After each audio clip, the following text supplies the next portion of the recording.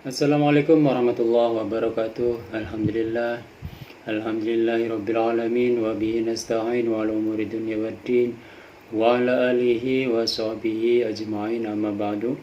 Oke, sobat waru santri di seluruh penjuru Nusantara, apa kabarnya? Semoga sobat semuanya dalam keadaan sehat walafiat, selalu dilancarkan dalam segala aktivitasnya, selalu dimudahkan dalam mencari rezeki, dan semoga sobat semuanya tetap dalam lindungan Allah Subhanahu wa taala. Amin amin ya rabbal alamin. Oke, sobat warung santri dimanapun sobat berada, di video kali ini kita akan mereaksi kembali sebuah pengajian terbaru dari beliau Gus Reza ya. Gus Reza dari Pondok Pesantren Lirboyo. Di sini beliau mengisi pengajian dalam rangka acara Musabaqah Tilawatil Quran Mahasiswa Nasional yang ke-27 di Universitas Brawijaya.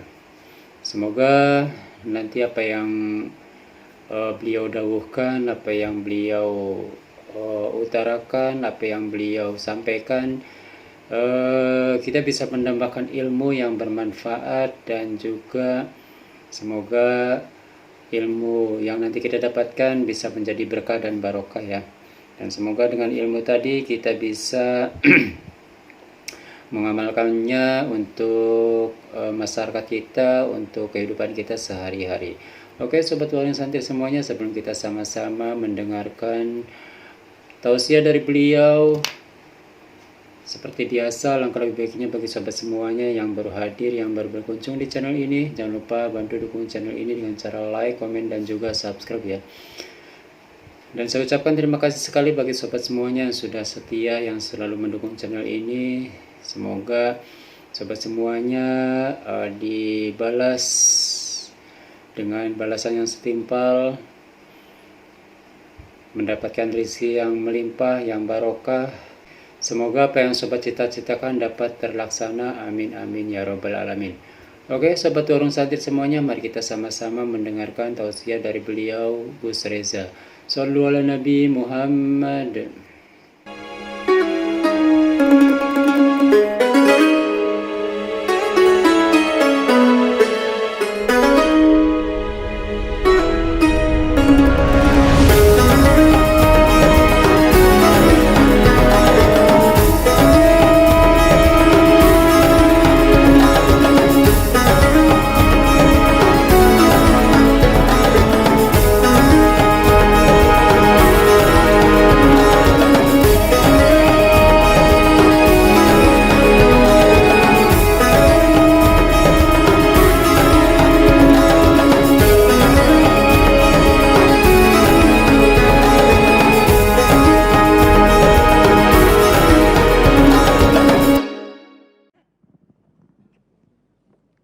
Assalamualaikum warahmatullahi wabarakatuh.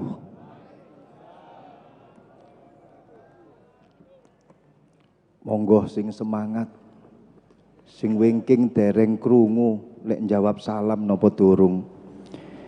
Sing semangat anggenipun jawab salam tak dongakno sing jawab salami banter dhewe, muga-muga utang-utange ndang kesaur. Sing jawab salam banter dhewe tak dongakno muga-muga lulus kuliah cum laude. Sing dereng gadah jodoh muga-muga enggal pikantuk jodoh. Sing sampun gadah jodoh jawab salami semangat tak dongakno muga-muga jodone sampean sing ngomong. Bu, tambah napa mboten? Muga-muga tambah istiqomah, sakinah mawaddah warahmah, rezekine tambah, tambah sawah, tambah omah, tambah mamah.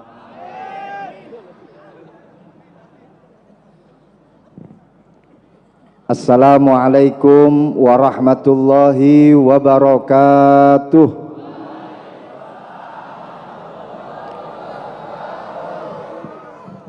Alhamdulillah, alhamdulillahi rabbil alamin, wa bihi nasta'inu ala umurid dunya waddin.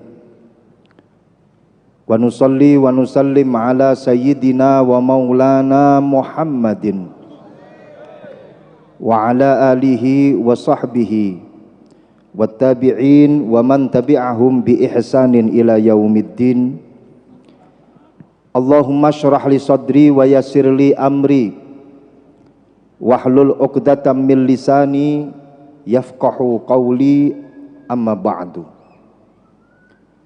Hadratal muhtaramin ulama anal a'izza, para habaib, para kiai, para sesepuh, para pini sepuh, khususipun dumateng beliau khatimul majlis Gus Rafiul Hamid. Mugi-mugi beliau pinaringan sehat walafiat, umur panjang, dipun paringi gampil sedaya urusan. Dalah sedaya para keluarga besar panjenenganipun Allah yarham Simbah Kiai Syadzili, wonten ing ngersanipun Gus Ibrahim, dumateng Al Habib Abdurrahman Barakbah ingkang kawula mulyakaken, Al Habib Taufik Muhammad Barakbah ingkang kawula mulyakaken. Spesial dumateng beliau yang malam hari ini membuat saya berdetak jantung saya semakin cepat. Seakan tak mampu saya untuk mengucapkan kata-kata di depan panjenengan semuanya. Guru saya, beliau adalah Profesor Dr. Al Habib Said Akil Al Munawwar. Mugi-mugi beliau pinaringan sehat walafiat, dipun jagi kalih Gusti Allah, sehingga dapat mendampingi kita, mendidik kita, mentarbiyah kita, mentakdib kita, dan dimudahkan oleh Allah di setiap urusannya. Amin ya rabbal alamin. Asli walaupun toh memang sudah terjadwal kalau saya yang diminta oleh Gus Rafi untuk memberikan kata-kata sambutan, entah apa itu namanya, tapi begitu beliau rawuh, Habib Said Akil Al Munawwar langsung ngedrop para rawuh. Bagaimana tidak, beliau ini adalah teman daripada Allah yarham ayah saya, Kiai Imam Yahya Mahrus. Dulu ngajar di tempat kami di Universitas Islam Tribakti Lirboyo Kediri. Saya belajar dan saya dididik oleh beliau. Jadi mohon maaf kalau seorang murid dipaksa untuk memegang mic sedangkan guru ada di depan saya, sehingga nanti kalau ada salah kata, kepleset kata dari saya, mohon jangan salahkan muridnya, tapi salahkan gurunya. Ini dalam rangka untuk mengurangi dan meminimalisir ndredekisasi yang ada di jantung kami.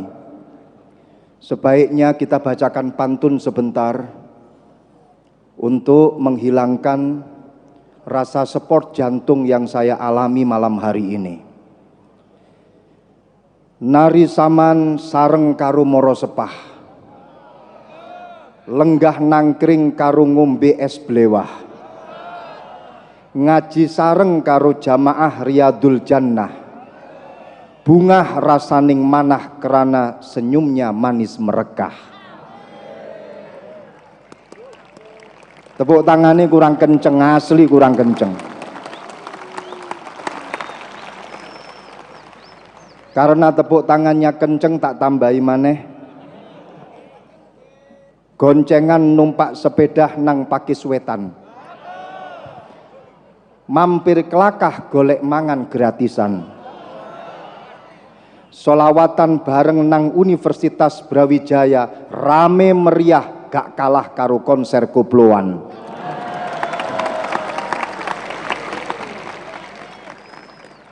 Matur suwun dumateng Profesor Dr. Widodo selaku Rektor Universitas Brawijaya yang malam hari ini hadir bersama dengan kita Bapak Wakil Rektor 3 panjenenganipun Dr. Setiawan Nur Jaya Sakti. Mohon maaf kalau saya salah sebut, SHMH.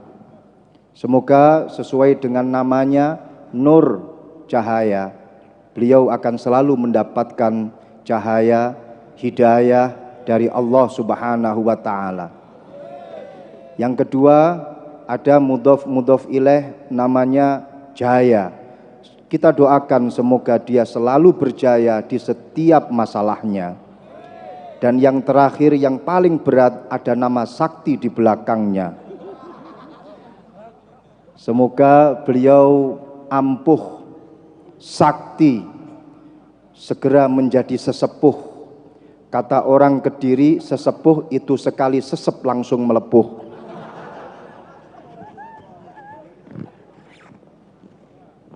Para wakil rektor, para dekan, para pimpinan, dan segenap sivitas akademika Universitas Brawijaya, para mahasiswa, mahasiswi, hadirin hadirat jamaah Riyadul Jannah yang dimuliakan Allah Subhanahu wa Ta'ala.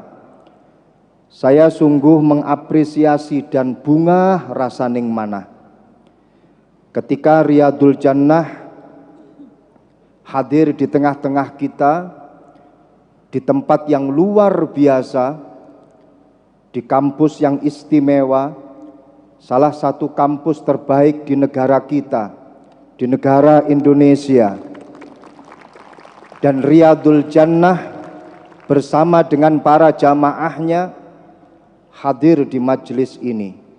Ini adalah suatu hal yang amazing dan extraordinary, luar biasa.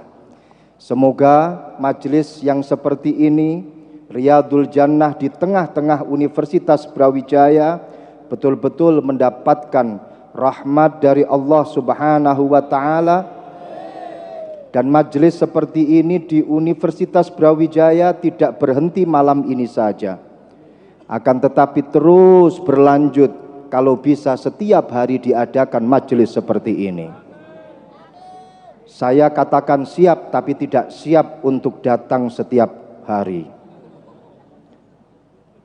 Kami mengapresiasi dari apa yang diadakan malam hari ini, mengingatkan kepada kita bahwasannya yang namanya ilmu itu pasti bersumber kepada Rasulullah Sallallahu Alaihi Wasallam. Kita bersolawat di lembaga pendidikan yang terbaik di Indonesia. Ini mengingatkan bahwasannya segala ilmu pengetahuan itu kembali kepada Rasulullah Sallallahu Alaihi Wasallam. Ayat yang pertama kali diturunkan oleh Allah itu adalah Iqra. Bacalah. Juga memiliki makna fahamilah. Juga memiliki makna ketahuilah. Dan yang luar biasanya beda daripada lafat-lafat yang lain, kalau ada fi'il amar atau perintah, itu pasti ada sesuatu yang dituju. Ada target yang dituju. Yang dalam ilmu nahwu shorof itu dikatakan sebagai maf'ul bih. Tapi dalam hal ini, setelah lafat Iqra, tidak maf'ul bih yang turun, akan tetapi maf'ul mutlak. Iqra bismi rabbikal ladzi khalaq, yang artinya bacalah, pahamilah, ketahuilah segala sesuatu yang ada di sekitar kalian. Tentunya semua itu harus bismi rabbikal khalaq. Semuanya itu harus berdasarkan dengan asma Allah. Maka dari itu, yang namanya pengetahuan, hakikat daripada definisi of science itu adalah definition of reality. Makna daripada sains yang sesungguhnya itu adalah mendefinisikan realita, mendefinisikan semua yang ada di sekitar kita.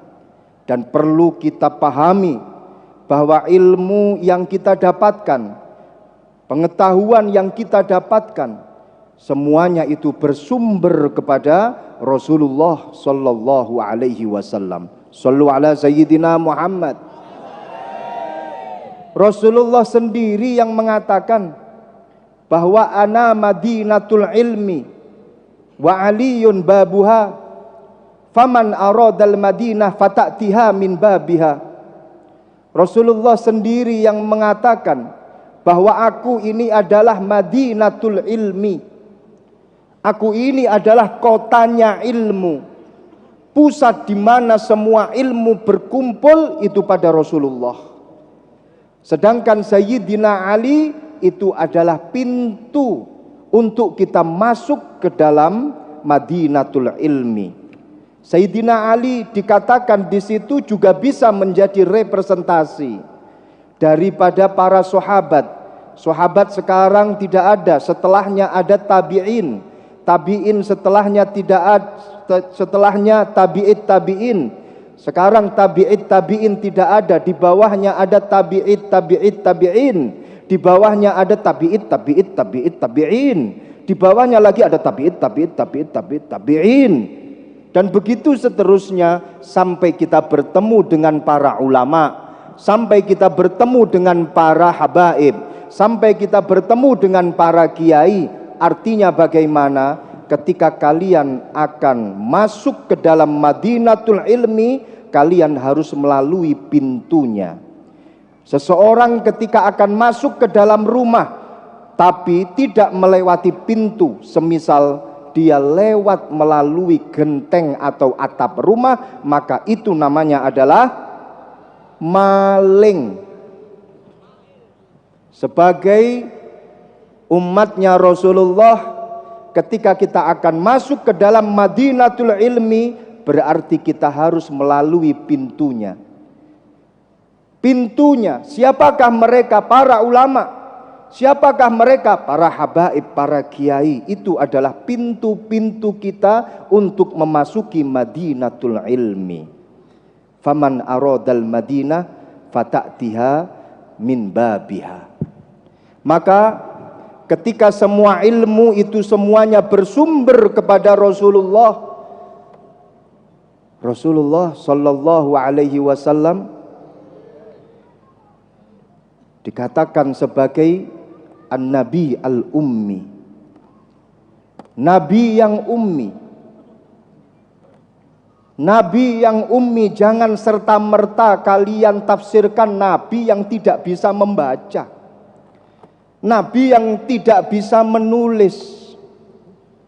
Tapi kata-kata an-nabi al-ummi itu memiliki makna yang lebih dalam daripada hanya sekedar makna nabi yang tidak bisa menulis, nabi yang tidak bisa membaca. Rasulullah di dalam Al-Quran dikatakan, wa ma kunta tadlu min qablihi min kitab wala takhuttuhu biyaminika idzan lartabal mubtilun. Sudah jelas di dalam Al-Quran bahwasanya Rasulullah sallallahu alaihi wasallam tidak membaca, tidak belajar, tidak sekolah, tidak kuliah, tidak pernah masuk di strata 1, strata 2 ataupun strata 3. Dan juga tidak pernah mengikuti proses untuk menjadi guru besar. Tidak membaca kitab-kitab yang telah diturunkan oleh Allah sebelum Nabi Yuna Muhammad sallallahu alaihi wasallam. Dan juga Rasulullah tidak menulis itu semua. Kenapa? Ini bukan berarti suatu hal yang negatif. Tidak semua istilah yang negatif itu bermakna negatif selamanya. Akan tetapi lafadz yang negatif bisa berubah menjadi positif ketika dinisbatkan kepada orang yang positif. Contoh, wa makaru wa makarallah wallahu khairul makirin. Yang namanya tipu daya, kalau dinisbatkan kepada kita manusia biasa, pasti memiliki makna yang negatif. Tapi kalau tipu daya itu dinisbatkan kepada Allah, maka berubah itu menjadi suatu hal yang positif. Sama halnya seperti Ummi yang sering kita dengar tidak bisa menulis, tidak bisa membaca. Sebenarnya itu adalah sebuah keistimewaan yang dimiliki oleh Rasulullah.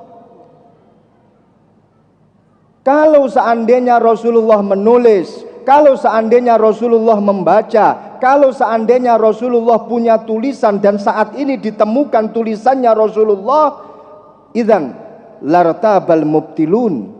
Mereka orang-orang yang menyerang Islam pasti akan mengatakan, iki lo Al-Quran tulisane Kanjeng Nabi, iki lo Al-Quran karangane Kanjeng Nabi. Dan yang lebih hebat lagi, Rasulullah tidak perlu untuk membaca, untuk mengetahui semuanya. Rasulullah tidak perlu menulis untuk mengetahui semuanya. Jangan seperti kita, jangan kalian samakan. Kita kalau tidak bisa membaca, goblok jenenge. Kita kalau tidak bisa menulis, geblek jenenge. Tapi Rasulullah ini adalah pusatnya ilmu, di mana kita membaca dari apa yang telah didawuhkan Rasulullah. Rasulullah tidak perlu membaca ilmu-ilmu yang lain. Kita menulis karena mendengar apa yang didawuhkan oleh Rasulullah. Rasulullah tidak perlu menulis di depan dosen apa yang perlu dicatat oleh Rasulullah. Tidak ada semacam itu. Kita bisa menulis, kita bisa membaca. Kenapa? Itu wasilah kita untuk mengetahui apa yang didawuhkan oleh Rasulullah sallallahu alaihi wasallam. Understand? Fahimtum? Alhamdulillah. Kita sering menabrakkan antara satu bidang ilmu dengan satu bidang ilmu yang satunya. Kita sering menabrak-nabrakkan antara ilmu pengetahuan umum dengan ilmu agama. Bahkan ada orang yang mengatakan bahwasannya di dalam agama kita ini ada unsur dikotomi terhadap ilmu-ilmu yang ada. Mereka berdalil bahwa Imam Al-Ghazali di dalam Ihya itu telah mendikotomi ilmu umum. Bagaimana di dalam Ihya Imam Al-Ghazali mengatakan ilmu macam-macam ya. Ada al-ilmu at-tibbi atau ilmu kedokteran, ada al-ilmu ad-dunyawiyah, ada al-ulum ad-diniyah, ada al-ulum al-mahmud, ada al-ulum al-mahmumah, ada al-ulum al-mahmudah, ada al-ilmu ini, ilmu itu. Mereka mengatakan ini namanya adalah pendikotomian ilmu. Dan saya katakan yang dilakukan oleh Al-Imam Al-Ghazali itu bukan pendikotomian, tapi itu pengklasifikasian. Beda antara klasifikasi dengan dikotomi. Kalau dikotomi itu berarti menyampingkan yang lain dan menaikkan yang lain, memuliakan yang lain, merendahkan yang lain. Tapi kalau klasifikasi bukan demikian. Di klasifikasi ini tempat duduknya yang laki-laki, di belakang itu tempat duduknya yang perempuan, ini tempat khusus untuk jamaah laki-laki, ini tempat khusus jamaah perempuan, diklasifikasi, tapi bukan berarti mendikotomikan laki-laki ataupun perempuan. Understand? Kita nggak bisa lepas dengan yang namanya perpaduan ilmu umum dengan ilmu agama. Bahkan dalam praktek ibadah kita nggak bisa lepas. Simple, di dalam perintah dikatakan aqimus shalah, dirikanlah sholat. Ketika kalian akan sholat butuh nutupi auratmu. Nggih napa nggih? Kalian butuh kain untuk menutupi aurat. Kain ini dibuat oleh tukang tenun, tukang kain. Tukang kain yang jelas itu pasti memiliki ilmu pengetahuan umum dan keterampilan jahit menjahit. Kemudian tukang jahit butuh alat untuk menjahit. Dan itu pun ada alat jahit yang selalu kita baca made in macam-macam. Sing jelas belum pernah kita temukan made in-nya orang-orang sana yang saat ini membombardir Palestina. Nggak ada. Jok sampai. Ini artinya yang namanya pengetahuan umum bagaimanapun juga tetap dipadukan dengan yang namanya ritualitas, rutinitas keagamaan kita. Nggak bisa dihilangkan. Kita sering menabrak-nabrakkan. Entah itu membuat satu konflik di antara ilmu umum dengan ilmu agama. Ataupun mengkontraskan di antara keduanya. Yang sebenarnya kita ini harusnya mengkontakkan dan mengkonfirmasikan di antara keduanya. Tapi sering kita mendengar salah satu contoh seperti kemarin ketika rame-rame COVID-19 ada dua madhab besar dalam keyakinan. Satu mengatakan ini adalah hasil daripada natural law. Ini hasil daripada virus yang ditemukan dari pasar hayawan, menyebar kemudian masuk ke dalam manusia dan mengganggu yang namanya peradangan pernafasan manusia. Nafasi akhirnya menggah-menggeh. Itu kalau menurut sains. Tapi beda kalau kita tanya kepada orang yang militansinya luar biasa kepada ilmu agama, dia katakan Covid kuwi wabah, kuwi ngono coba teko pangeran, kuwi ngono ujian teko pangeran, jere sapa teko kayawan, jere sapa kuwi kabeh ujian teko pangeran. Lek pancene mati, kuwi matine duduk krana Covid, krana memang rohe wis entek. Kuwi memang krana wis gak ana ajale. Sapa sing ngersakne? Gusti Allah. Beda dari sisi pandang ilmu sains, ilmu pengetahuan yang mengatakan karena ada peradangan pernapasan. Kalau panjenengan tanya kepada orang-orang yang memiliki militansi yang luar biasa kepada ilmu agama, mereka mengatakan kuwi ngono kewabeh teko pangeran. Lah kene apa? Wis rasah takon macem-macem. Yas'alunaka 'anir ruh. Wabeh padha takon masalah ruh. Kulir ruh min amri rabbi. Kulir ruh min amrillah.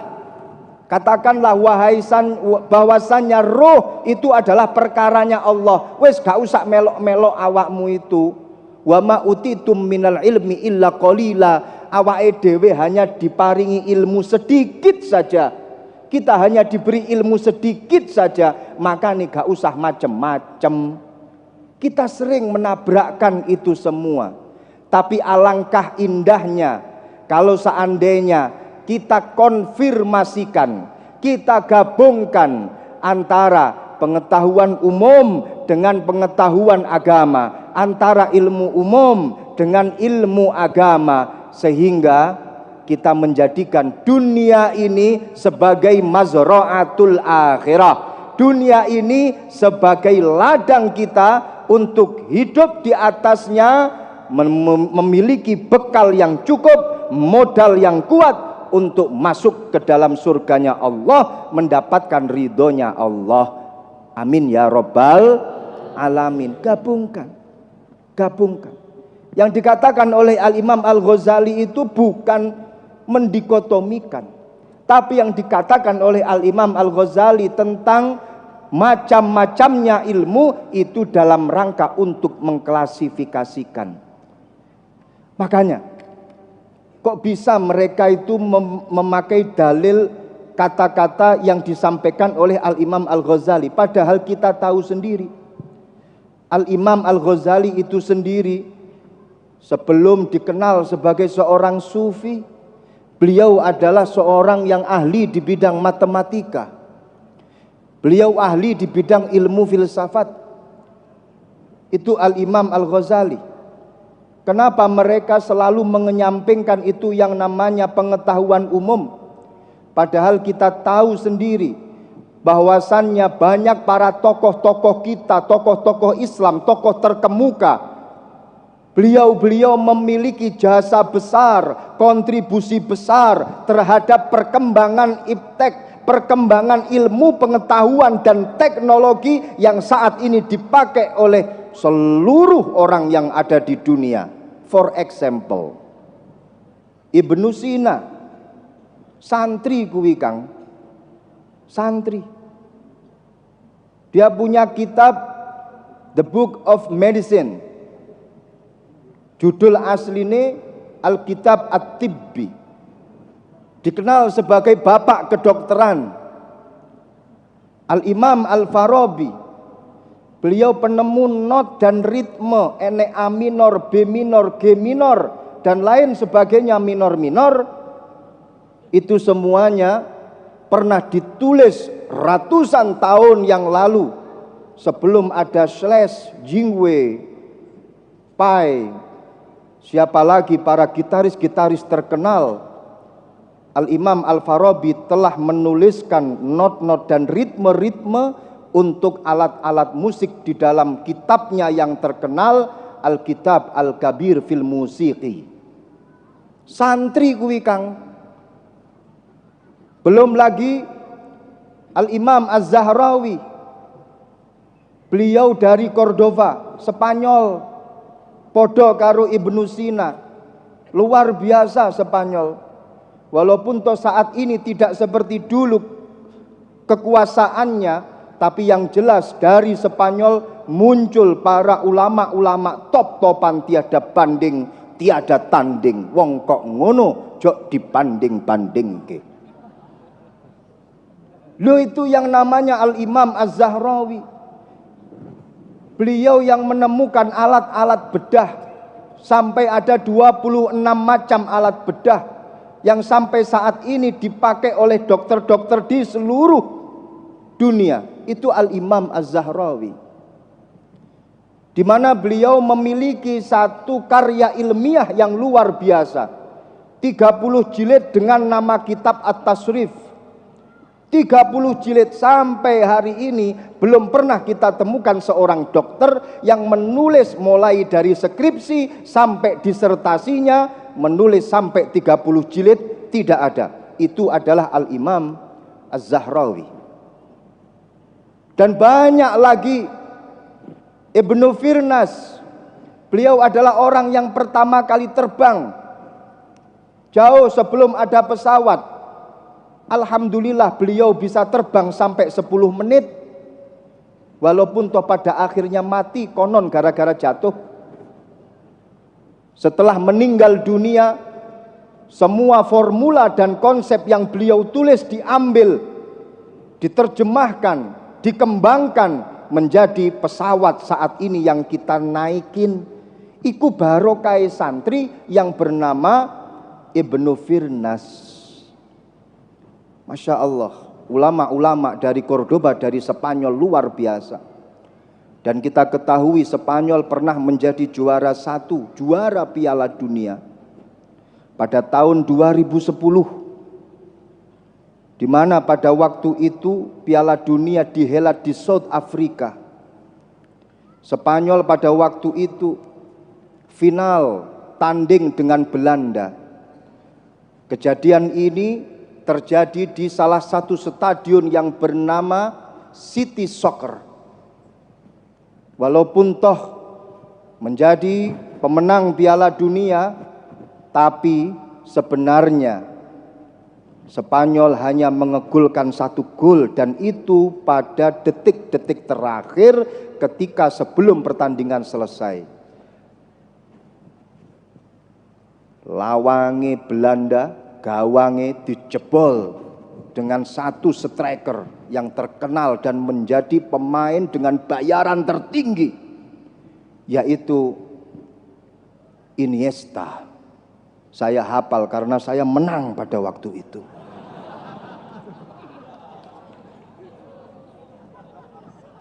Ini semuanya dari Spanyol. Luar biasa. Dan sebenarnya kalau seandainya kita amati lebih dalam dari apa-apa yang dipelajari di pondok pesantren, banyak kita temukan khazanah yang mengarah kita menuju pada intelektualisme. Contoh, kalian ingin belajar tentang ekonomi. Sebelum Adam Smith, tahun 1790 diangkat menjadi bapak ekonomi dunia. Ada satu kitab yang ditulis pada abad kedua Hijriah. Judulnya Ahkamus Suq, yang ditulis oleh Yahya ibn Umar. Kita ingin mempelajari tentang sosiologi dan antropologi. Ada yang namanya kitab Al-Muqaddimah li Ibni Khaldun. Kita ingin mempelajari tentang comparative religion. Jauh sebelum Max Muller diangkat menjadi bapak budaya dan bapak multikultural ataupun bapak comparative religion, Al-Imam Abdul Karim Asy-Syahrastani, murid daripada Al-Imam Al-Ghazali. Al-Ghazali murid daripada Imamul Haramain. Imamul Haramain murid daripada Al-Imam Asy-Syafi'i. Imam Asy-Syafi'i murid daripada Imam Malik. Imam Malik murid daripada Imam Nafi'. Imam Nafi' murid daripada Abdullah ibn Umar. Abdullah ibn Umar murid daripada Nabiyuna Muhammad sallallahu alaihi wasallam. Abdul Karim Asy-Syahrastani menulis satu kitab yang berjudul Al-Milal wan Nihal. Ini jauh sebelum comparative religion, sebelum ilmu perbandingan agama, tentang budaya, tentang antropologi ditulis oleh para cendekiawan dan intelektual person. Kita tahu ada kitab Ahkamus Sultaniyah yang berbicara tentang ilmu politik. Kita tahu ada kitab Adabud Dunya Waddin yang ditulis oleh Al-Imam Al-Mawardi, juga berbicara tentang sosiologi dan politik. Masya Allah, lengkap sudah hasanah yang kita miliki. Kalau perlu Universitas Brawijaya siap mendatangkan dosen dari kalangan pondok pesantren untuk ngaji kitab kuning, tapi diaktualisasikan di era saat ini sehingga hasanah pondok pesantren mampu masuk di dalam lingkungan akademisi. Saya siap ngajar. Bapak Wakil Rektor, Bapak Profesor Bagus siap ngajar karena saya ini PNS, pegawai non-stop. Ini hasanah-hasanah yang ada di pondok pesantren. Maka dari itu selalu saya katakan kepada para santri dan juga kepada jamaah Riyadul Jannah, kalian jangan kecil hati. Kalian harus percaya diri. Ayo kita aktualisasikan apa yang kita miliki. Kita poles dalam nuansa akademik. Kita poles dan kita faktualkan, kita aktualkan, kita perkenalkan kepada masyarakat bahwasannya ini loh ada khazanah yang luar biasa, literasi yang luar biasa yang menjadi sumber daripada ilmu-ilmu pengetahuan yang dikembangkan saat ini. Semuanya itu ada di pondok pesantren. Kalian gak boleh kecil hati. Poro jamaah Riyadul Jannah, poro santri-santri, ayo para ulama kita menggabungkan antara ilmu pengetahuan dengan ilmu agama. Sebenarnya ada saat ini di lingkungan kita. Maka dari itu kalian harus berbesar hati. Sehingga dengan demikian kalian pasti akan mampu membuat sesuatu yang amazing, sesuatu yang luar biasa. dalam satu makalah dikatakan, when you have a confidence, you'll have a lot of fun. And when you have a fun, you can do amazing things. Mbuh apa artine? When you have ing dalem nalikane anduweni sapa sira, a confidence ing rasa percaya diri, you'll have mongko bakal anduweni sapa sira. Asluhu you will have. Kemudian di'i'lal, nukilat, kulibat, khudzifat, fasara, you'll have. Mongko bakal anduweni sapa sira a lot of fun ing pirang-pirang rasa bunga. And when you have lan tepuk tangan dhisik. Ojo engko dhisik gurung mari iki. And when you have lan ing dalem nalikane anduweni sapa sira a fun ing rasa bunga, you can do mongko bakal iso nglakoni sapa sira amazing things ing pirang-pirang perkara kang bisa nggawokake apa ma ka ing sira. Iki lek gak jamaah Riyadul Jannah gak iso para rawuh. Tepuk tangan sekali lagi untuk Riyadul Jannah. Loh, kalau sampean punya rasa percaya diri dimanapun tempat kalian pasti akan bahagia. Kalau sudah kalian bahagia, maka kalian sangat berpotensi untuk membuat sesuatu hal yang extraordinary. Kalian mampu dan berpotensi untuk membuat sesuatu yang amazing.